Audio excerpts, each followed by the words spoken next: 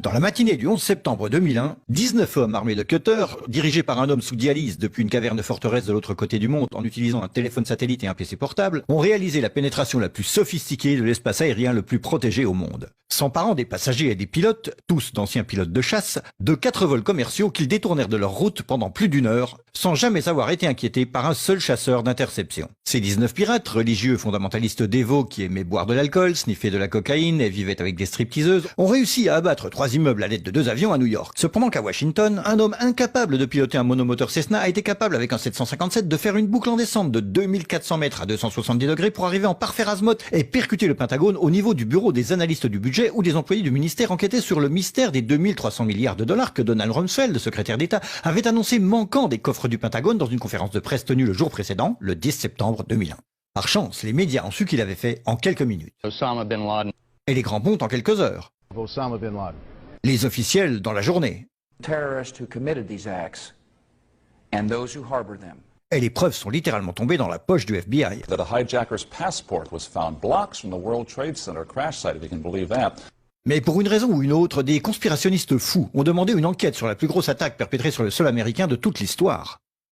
Cette enquête a été retardée, sous-financée, sabotée, en conflit d'intérêts et menée secrètement du début à la fin. Elle était basée sur des témoignages obtenus sous la torture et dont on a détruit les enregistrements. Elle n'a pas mentionné l'existence du Building 7, Double Danger, Pletch, Sybil Edmonds, Ben Laden et la CIA, et les manœuvres militaires simulant des avions détournés et jetés sur des immeubles menés au moment précis où c'était en train de se produire. Elle a été trompée par le Pentagone, la CIA, l'administration Bush. Et à propos de Bush et Cheney, eh bien, personne ne sait ce qu'ils ont dit car leur témoignage était secret, pas enregistré, pas sous serment et à huis clos. Ce n'était pas important de chercher qui a financé les attaques, car cette question a peu de signification pratique. Cependant, la commission d'enquête du 11 septembre a brillamment répondu à toutes les questions du public, excepté la plupart de celles posées par les familles des victimes, et a pu pointer les fautes des personnes responsables, bien qu'aucune n'ait perdu son boulot, déterminant que ces attaques étaient dues à... failure of imagination. Parce que...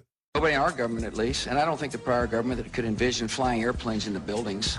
Excepté le Pentagone, la FIMA, le NORAD et le NRO.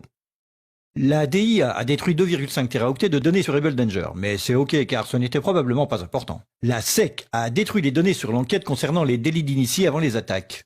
Mais c'est ok car la destruction des données relatives à la plus grosse enquête de toute l'histoire de la SEC fait partie de ses routines d'archivage. Le NIST a classé secret son modèle mathématique utilisé pour l'effondrement du building numéro 7. Mais c'est ok car le révéler aurait compromis la sécurité publique. Le FBI a argué que tout ce qui concerne leur enquête sur le 11 septembre doit être tenu secret. Mais c'est normal car le FBI n'a probablement rien à cacher. Cet homme n'a jamais existé, et rien qu'il ait dit ne mérite votre attention.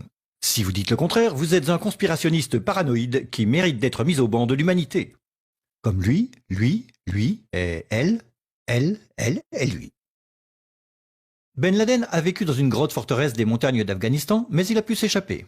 Puis il s'est caché à Tora Bora, mais il a pu s'échapper. Puis il a vécu 10 années à Abbottabad, mettant en échec le réseau d'espionnage le plus efficace et le plus sophistiqué du monde et de l'histoire, tout en publiant vidéo sur vidéo en totale impunité, rajeunissant au gré des vidéos réalisées, avant d'être capturé par un vaillant commando de Navy SEAL dans une opération non filmée, durant laquelle il n'a pas résisté ou peut-être utilisé sa femme comme bouclier humain, et pendant laquelle ces as des forces spéciales ont paniqué et tué cet homme désarmé, censé être la meilleure source d'information de la planète concernant le terrorisme. Puis ils l'ont jeté dans l'océan avant d'en parler à quiconque. Puis 2 douzaines de membres de ce commando ont péri dans un crash d'hélicoptère en Afghanistan. Ceci est l'histoire du 11 septembre, comme elle vous est rapportée par les médias qui vous ont dit la pure vérité sur...